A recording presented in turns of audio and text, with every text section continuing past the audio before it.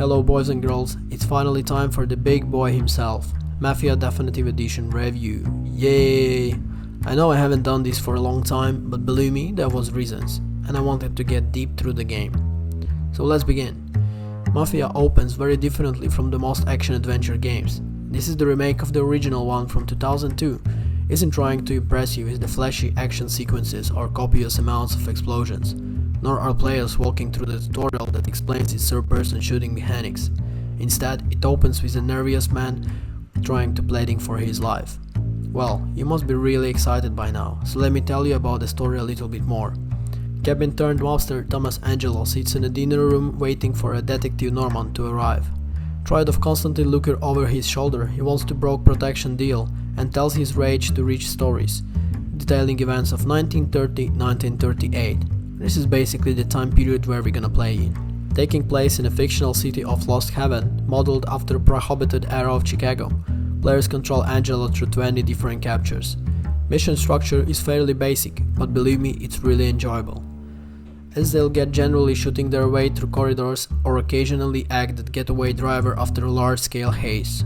Developed by Hangar 13, used Mafia 3's engine and structures here, meaning that shooting feels updated and significantly better than the recent Mafia 2 Definitive Edition.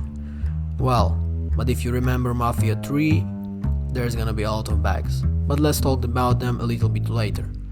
While basics are basics, Mafia variety comes with the missions themselves. One of my favorite moments takes place on the farm, while Whiskey's sale is about to go down, but all hell breaks loose instead. It is perfectly paced, phenomenal sequences of events, with an linear structure, keeping an action tied.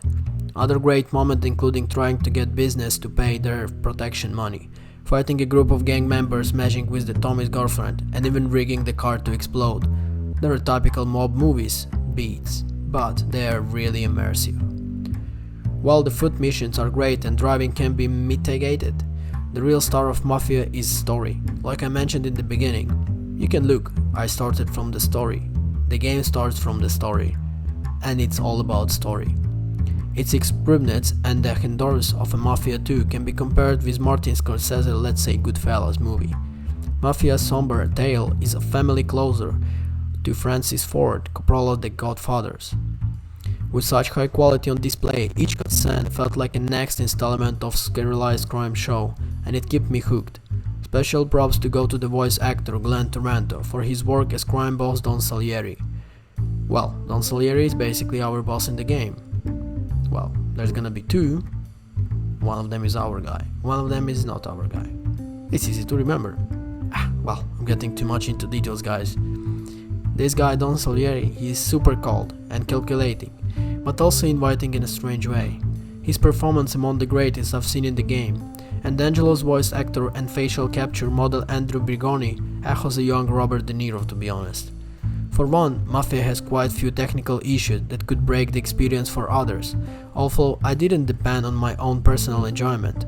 Things like crashes, let's say, a strange audio bug that implied the voices of the characters being muted, but all of these things, they kind of destroying your experience, but not that much. I mean, we all know Cyberpunk 2077, who was full of bugs and things, but we still all enjoyed it by its story. Same things go with the Mafia. We already knew that having used the Mafia 3's engine, you're gonna see a lot of the bugs and glitches in game. But believe me, some of them have been smoothed, and the patches came on later and the game was a bit fixed. So, finishing on the Mafia Definitive Edition. This game takes old titles and polishes in the new places where it counts most, story and characters, while delivering a solid experience in the most aspects. The driving isn't great, and believe me, it wasn't great in the previous games and the original one, but believe me, it's kind of okay. Finishing on this note, I highly recommend you Mafia if you're into gangster movies, if you like 30s from New York, Chicago time, if you like Al Pacino and all these guys like this. You'll really enjoy the storyline. The only problem might be the bugs, but I think by the time you might try to play it, some of them will be fixed. Mafia 2 Definitive Edition presents the game's narrative content in its original form from 2010. The game includes culturally sensitive content and themes, and it's intended only for mature audiences. This is a fair statement. The game does indeed feature language that is racially insensitive, but appropriate for the era that it's set. It has moments where women are nothing more than a window dressing, once again reflecting the attitudes of society as a whole. It also includes collectible Playboy magazines, a pile of vicious murders. The game does not shy away from this content, and while that can cause great discomfort depending on your thoughts on all of the above, I think it goes a long way to make a well-rounded world that is reflective of the time it's trying to portray. I applaud the developers for not getting too heavy-handed or squeezy or with any of it. It feels like Scorsese was an executive producer, and this could most be considered one of the greatest tales of them all. Mafia 2 tells the epic tale of Vito Scaletta, an Italian-American who is set to war after being pinched with his best friend Joe robbing a jewelry store. During his time in serving in Sicily, he is shot and given temporary discharge and sent back home to Empire Bay.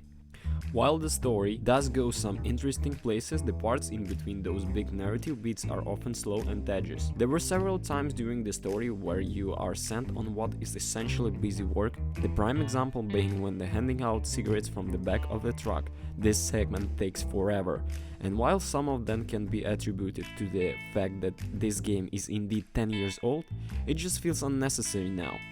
Then there is the fact that world you're living in is quite barren. Empire Bay is alive in the sense that there are people driving and walking around. However, outside a few specific stores that are used to purchase clothes, upgrade cards, order food or purchase guns. There's nothing to do except drive to the next squash market and keep the story chugging along. There are long stretches of driving, while little distraction that towards the end of the game definitely begins to wear thin. There are certainly some memorable shootouts, one that were stood the test of time and still feel unique today. The window washing machine is an utter treat. The meat packing plant is a great mix of steel and full on offense, and the Red Dragon ENN feels like a John Woo movie 50 years before its time. However, the combat mechanics as a whole, they haven't aged so well. It's a pretty basic cover shooter, and the weapons often feel extremely inaccurate and they lack any true weight. Thankfully, the atmosphere and the story more than make up for it, but it certainly feels dated, which is a shame because the atmosphere is just so damn perfect. The first fighting mechanics, however, I'm not willing to put that down to age. These forced hand-to-hand combat scenes were awful. Instead of ferocious trading of blows, it feels like a weightless, drunk dance until you're lucky enough to land a combo.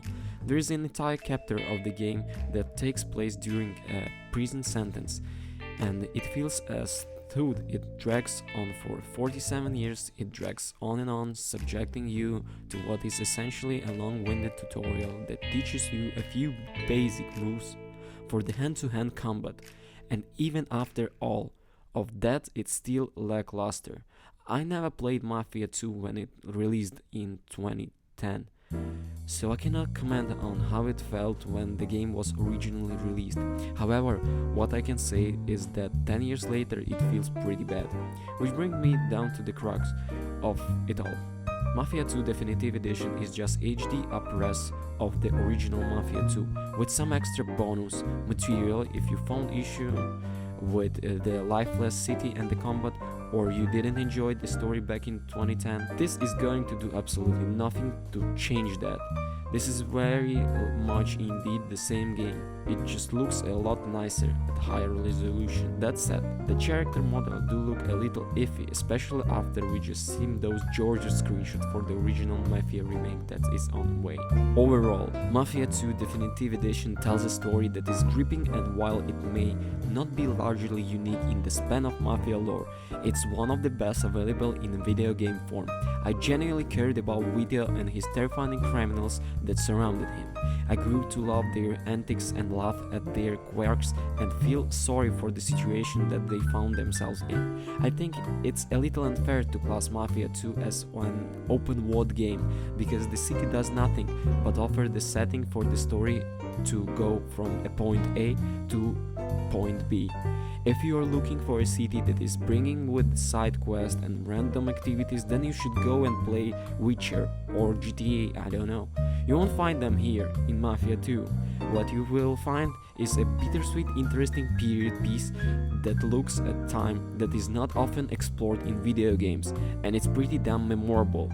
One at that. If you have played through the original, the editions adds nothing new apart from the new glossy coating, but if you have not, then Definitive Edition will be a worthy addition to your collection. There is an R18 age rating due to the Playboy magazine collectibles, I believe, and not the violence, which means that it will be inappropriate for many, but Vito's story as well as the gameplay is as enjoyable and captivating as the original. Driving across town can occasionally be a tad monotonous, but the simple shootouts and fist controls make sure that the main story flows smoothly for the entire game, and the music and the visual capture the setting beauty, allowing gamers to be fully immersed into the family. So pros: wonderful story, fully immersive soundtrack and locations. The cons: apart from slightly being visuals, it's the same game. So if your life aren't full of actions and you are searching for a game to play with some criminals, that Mafia 2 Definitive Edition is for you. Don't forget to comment and subscribe, and please leave a like. Bye!